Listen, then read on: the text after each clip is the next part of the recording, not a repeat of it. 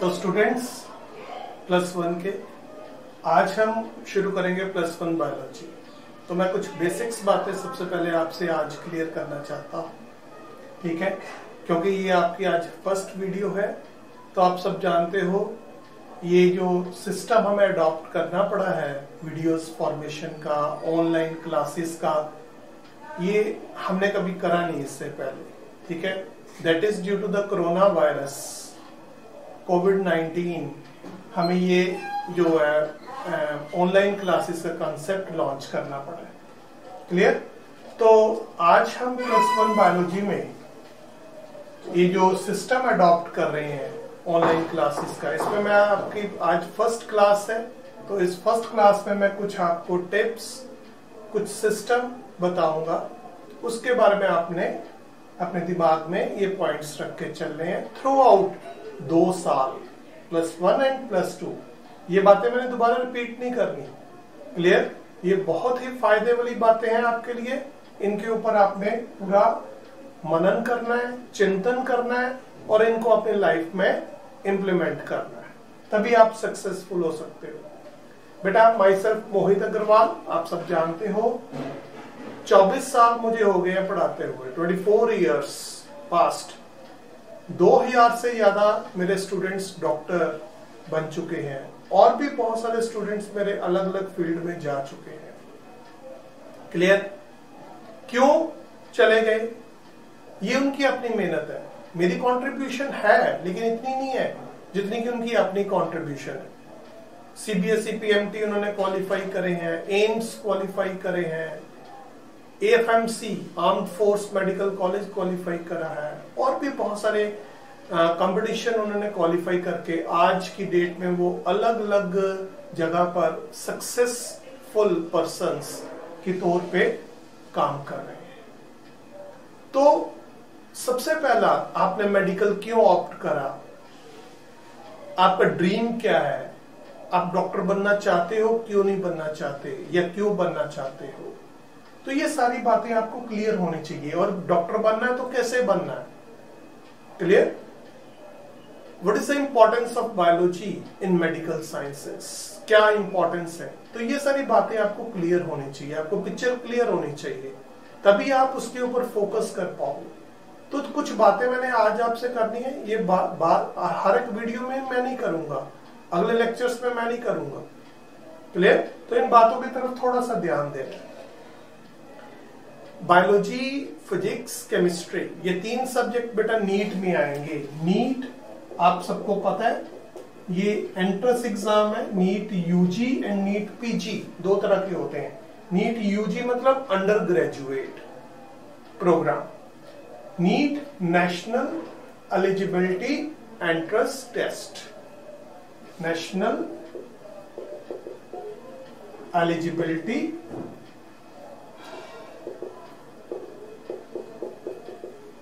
Entrance test. Clear? तो ये test conduct कौन करता है? NTA, national testing agency.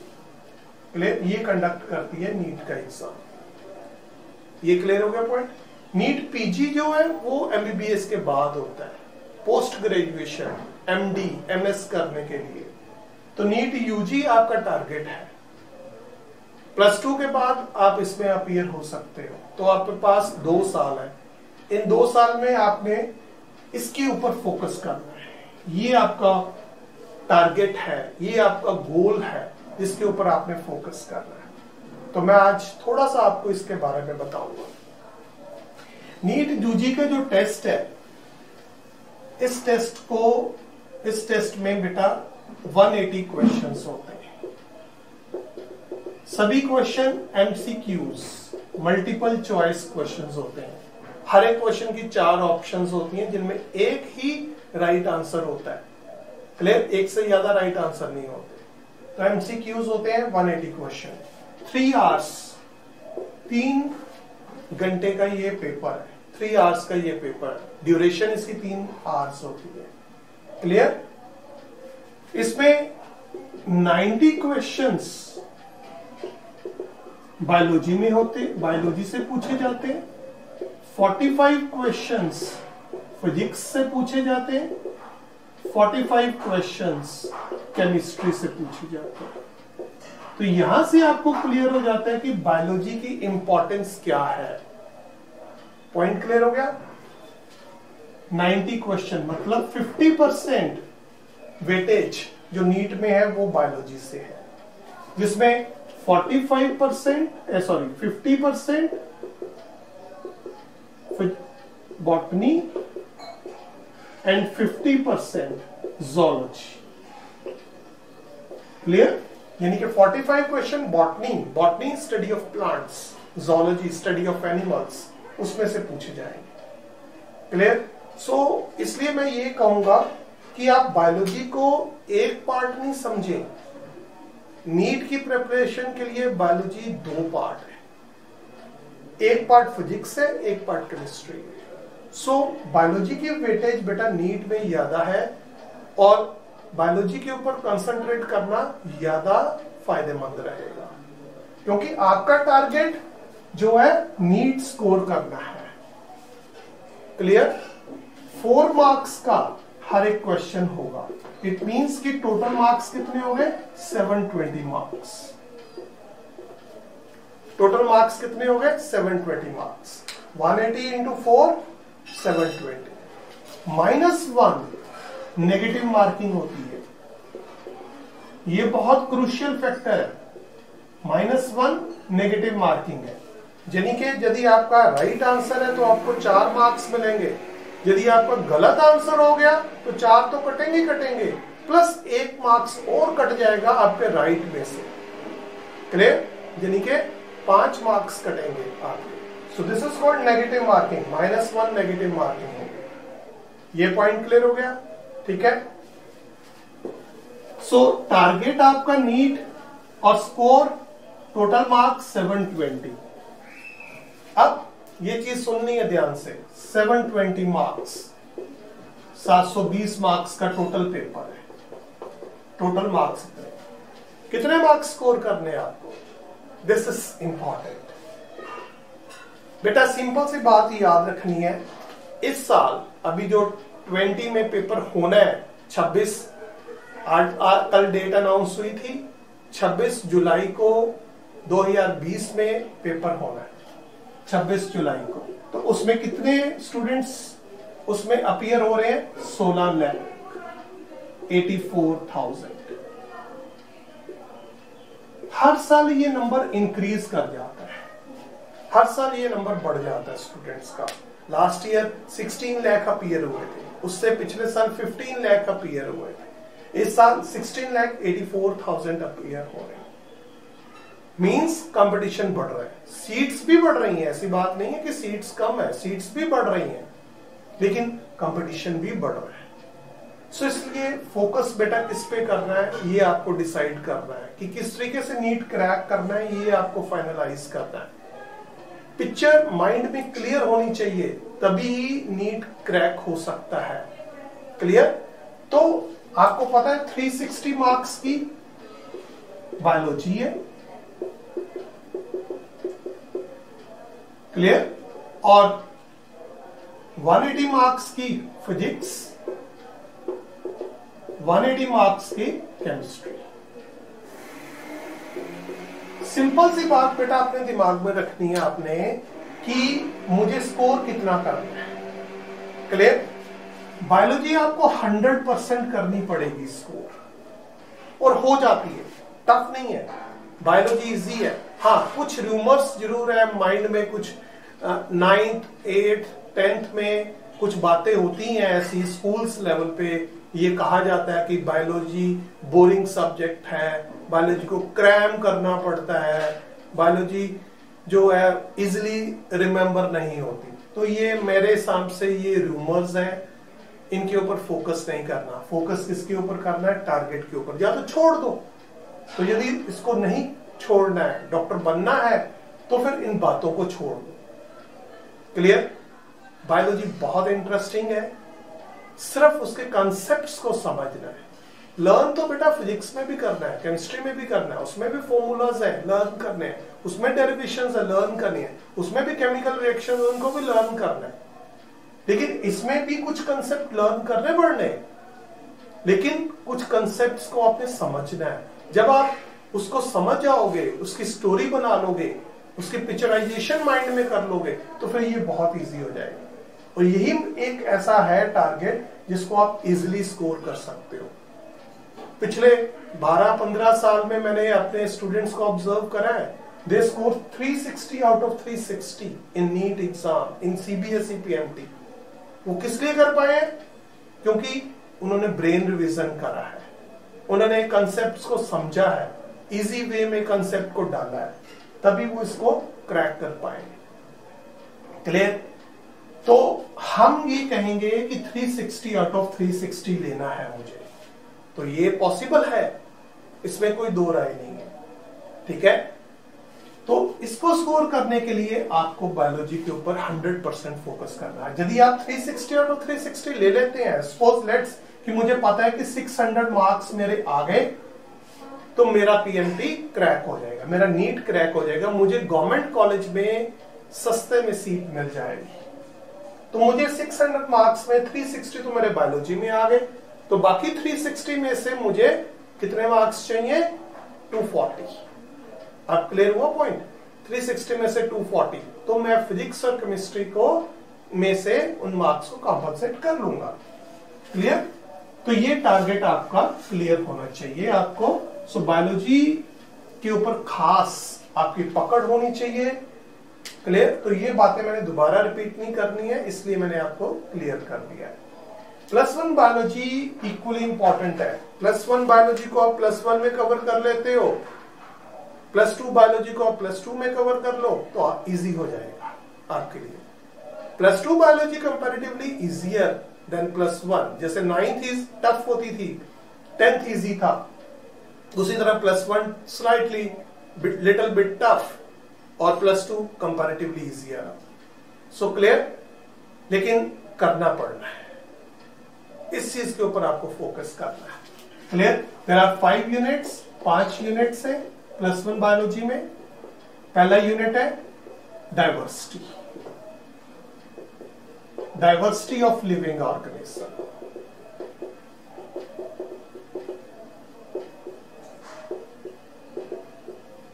दूसरा यूनिट है morphology and anatomy of plants and animals. Third unit है cell biology.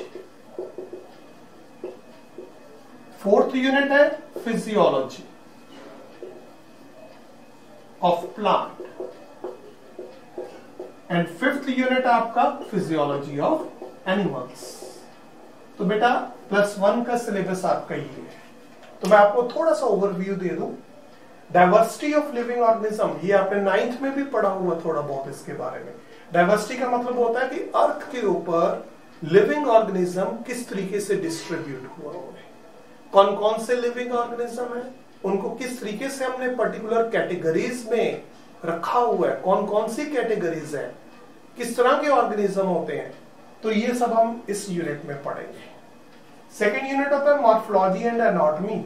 Morphology, morphology external appearance, अब मेरी एक्सटर्नल अपीयरेंस नाक है, कान है, आंखें हैं, कैसी हैं, ये मॉर्फोलॉजी है, एक्सटर्नल अपीयरेंस। एनाटॉमी इंटरनल, कि अंदर से बॉडी कैसी है, टिश्यू कैसे हैं, कौन से सेल्स हैं, कौन से ऑर्गन्स हैं, वो हमने प्लांट्स और एनिमल्स के पढ़ने। Internal structure, external appearance. Cell biology, वो भी आपने पढ़ा हुआ है थोड़ा बहुत, सेल की स्ट्रक्चर, सेल में कौन से ऑर्गेनेलिस हैं, उनके क्या फंक्शन है, सेल बना कैसे, सेल थ्योरी के बारे में। क्लियर? उसके बाद सेल में डिवीजन कैसे होती है, माइटोसिस, मियोसिस कैसे होती है। उसके बाद सेल की कंपोजिशन क्या है, बायोमोलिक्यूल्स, कि कौन कौन से मॉलिक्यूल्स से मिलकर सेल बना है। तो ये सब हम सेल बायोलॉजी में पढ़ेंगे। फिजियोलॉजी होता है फंक्शनल एस्पेक्ट्स ऑफ प्लांट्स, कि प्लांट काम कैसे करता है। जैसे मैं कहूं प्लांट में वाटर ऊपर को मूव करता है तो कैसे एसेंट ऑफ सैप कैसे होता है, कैसे वाटर मूव करता है, कैसे वाटर एब्जॉर्ब होता है प्लांट्स के अंदर, जाता कैसे, मिनरल्स कैसे मूव करते हैं, प्लांट अपना फूड खुद बनाते हैं, फोटोसिंथेसिस करते हैं तो कैसे करते हैं, प्लांट में एक्सचेंज ऑफ गैसेस होती है तो कैसे होती हैं, वो सब हमने फिजियोलॉजी ऑफ प्लांट में पढ़ना है। ग्रोथ कैसे होती है, डेवलपमेंट कैसे होती है प्लांट में। ऐसे ही नेक्स्ट है physiology of animal, 5th unit. इसमें हमने पढ़ना है कि एनिमल्स के फंक्शनल एस्पेक्ट्स क्या हैं, जैसे डाइजेस्टिव सिस्टम कैसा है, 10th में आपने पढ़ा है डाइजेस्टिव सिस्टम कैसा है, रेस्पिरेटरी सिस्टम कैसा है, सर्कुलेटरी सिस्टम कैसा है, एक्सक्रीटरी सिस्टम कैसा है, मूवमेंट एंड लोकोमोशन कैसे होती है, नर्वस सिस्टम, एंडोक्राइन सिस्टम, ये सारे सिस्टम पढ़ने। ये 5th यूनिट बहुत इंटरेस्टिंग है, वेरी इंटरेस्टिंग। इसके बारे में आपको, आपके बॉडी के बारे में बहुत कुछ बातें आपको क्लियर हो जाएंगी। तो ये था ओवरव्यू आपके +1 के सिलेबस का। क्लियर हो गया बेटा? तो ये मेरा फर्स्ट वीडियो जो है, इसमें मैंने आपको आपका टारगेट, आपका गोल, जो कि आपके करियर के लिए फाइनलाइज करना है, आपको इस फील्ड में रहना है या नहीं रहना है, उसको डिसाइड करना है। अपने आप को विजुअलाइज करो, जब स्टेथोस्कोप गले में डाला हो, व्हाइट कोट डाला हुआ हो, हॉस्पिटल में मूव कर रहे हो, उसको विजुअलाइज करो। बेटा सबसे बढ़िया इस वक्त स्टेटस एक डॉक्टर का होता है, तो डॉक्टर बनने के लिए आपको क्या करना है वो मैंने आपको बता दिया है। पढ़ना तो बेटा पढ़ना ही है, बिना पढ़े डॉक्टर नहीं बन सकते। कंपटीशन आपको पता है बहुत हार्ड है, लेकिन ये नहीं है कि भी इसको नहीं किया जा सकता, क्रैक कर सकते हैं, इजीली कर सकते हैं। एक सिस्टेमैटिक, एक रेगुलर अप्रोच जरूरी है, डिटर्मिनेशन जरूरी है। क्लियर? तो ये आपका सिलेबस है। फर्स्ट यूनिट आपका आज हम शुरू करेंगे, मैं थोड़ा सा आपको ओवरव्यू दूंगा। Clear? Diversity of living organism, और कुछ बातें मैं आपको बताऊंगा इसके बारे में, इंपॉर्टेंट पॉइंट्स। ठीक है? मैं आपको थोड़ा सा बता दूं, ड्यूरिंग लॉकडाउन पीरियड हमें क्या करना है। एक तो आपको वीडियोस देखना है मेरा, अच्छे से उसको स्लोली एंड ग्रेजुअली रिवाइंड करके, फिर फॉरवर्ड करके, रिवाइंड करके, फॉरवर्ड करके कंसेप्ट को समझना है। क्लियर? दूसरा, मैंने आपको नोट्स भेजने हैं चैप्टर वाइज, पीडीएफ फॉर्मेट में भेजूंगा। उन नोट्स के ऊपर भी आपको स्टडी करना है।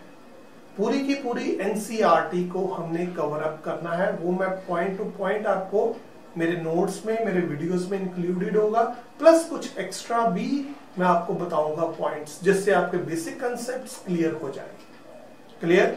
नोट्स प्लस मेरे वीडियोस, इन दोनों के ऊपर फोकस करके आप इजिली अपने टारगेट को अचीव कर सकते हो, इजिली नीट यूजी को क्रैक कर सकते हो। क्लियर? और कुछ करने की जरूरत नहीं है। मेरे जो नोट्स होंगे उनमें ऑब्जेक्टिव क्वेश्चंस भी होंगे, जो कि आपको नीट के हर लेवल को टच करते होंगे। पिछले जो साल्स में, पिछले जो ईयर्स में जो क्वेश्चन पेपर्स आए हुए नीट के, मैंने उनको काफी ब्रीकी से स्टडी करा हुआ है, तो उस सब को मैंने सम अप करा हुआ है उसमें। इसलिए आपको चिंता करने की जरूरत नहीं है, कुछ और एक्स्ट्रा करने की जरूरत नहीं है। जो मैंने आपको कहा है, यदि आप उस पर फोकस करोगे तो बाकी जो मेरे स्टूडेंट्स की तरह आप भी डॉक्टर इजीली बन जाओगे, इसमें कोई दो राय नहीं है। तो डाइवर्सिटी ऑफ लिविंग ऑर्गेनिज्म में आपका चैप्टर 1, जो फर्स्ट चैप्टर है, the living world. Clear? The living world, इसके बारे में हमने पढ़ना है आज। थोड़ा सा मैं ओवरव्यू दूंगा, बाकी चैप्टर जो शुरू करेंगे हम नेक्स्ट वीडियो में शुरू करेंगे। तो द लिविंग वर्ल्ड मींस कि पूरी अर्थ के ऊपर कितने लिविंग ऑर्गेनिजम्स हैं, कौन सी स्पीशीज हैं, किस तरीके से उनकी डिस्ट्रीब्यूशन हुई है। क्लियर? कितने लिविंग ऑर्गेनिजम्स हैं, इनके बारे में हमने इस चैप्टर में हमने पढ़ना है कि किन कैटेगरीज में हमने उनको रखा, क्यों कैटेगरीज बनाने की जरूरत पड़ी हमें। क्लियर? तो सबसे पहले बेटा, अर्थ के ऊपर कितनी स्पीशीज है, कितने लिविंग ऑर्गेनिज्म है। वी कांट से दैट, क्योंकि अभी तक हमने पूरी अर्थ ही नहीं देखी।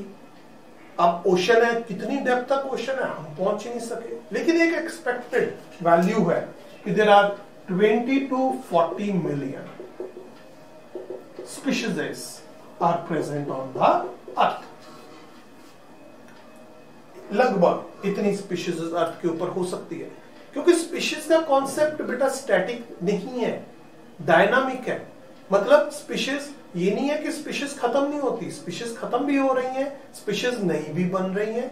इसलिए स्पीशीज का कॉन्सेप्ट एक डायनामिक कॉन्सेप्ट है, स्टैटिक नहीं है, पहली बात। इसलिए हम exact figure number of species की नहीं बता सकते। क्लियर? दूसरा, हमने इसमें से 1.75 मिलियन स्पीशीज को अब तक स्टडी कर लिया है। इनको हमने अभी तक स्टडी कर चुके हैं, इनके बारे में हमारे पास इंफॉर्मेशन है। और मिलियन, 1 मिलियन किसके इक्वल होता है? 1 million is equal to 10 lakh, यानी कि 10⁻⁶। इतने number of species, 17.5 lakh species को हम स्टडी कर चुके हैं। अब मैं कहूं आपको 17.5 लाख स्पीशीज के करेक्टर आप याद रखो, तो is it possible to remember the characters of all these organisms? No, very tough. So हमने क्या करा, कैटेगरीज बनाई, जो सिमिलर करेक्टर्स वाले ऑर्गेनिज्म थे उनको एक कैटेगरी में रख दिया, जो डिसिमिलर करेक्टर वाले ऑर्गेनिज्म थे उनको अलग कैटेगरी में रख दिया। तो इस चैप्टर में हमने उन कैटेगरीज के बारे में पढ़ना है, और क्लासिफिकेशन, उसको हम क्लासिफिकेशन टेक्सोनोमी बोलते हैं, तो उसके बारे में हमने पढ़ना है इस चैप्टर में। क्लियर? तो मैं कुछ बेसिक्स बातें आपको बताऊंगा। सबसे पहले बायोलॉजी क्या होती है, व्हाट इज बायोलॉजी? सबको पता है, biology, bio means living, logy means study. So what is biology क्या हो गया? The living organisms की study, the study of various living organisms present on the earth। Clear हो गया point? So this is the biology। ठीक है? Biology की दो बेटा मेन ब्रांचेस है, broadly says that. One is botany, जिसमें हम प्लांट्स को स्टडी करते हैं, और दूसरी zoology, जिसमें हम एनिमल्स को स्टडी करते हैं। क्लियर? अब ये ब्रांचेस दी किसने, कैसे इनका ओरिजिन हुआ? तो ये जो बायोलॉजी है, इसके फादर कौन है, इसके जनक कौन है, किसने इसको, इस कंसेप्ट को लॉन्च किया है? तो फादर ऑफ बायोलॉजी कौन है?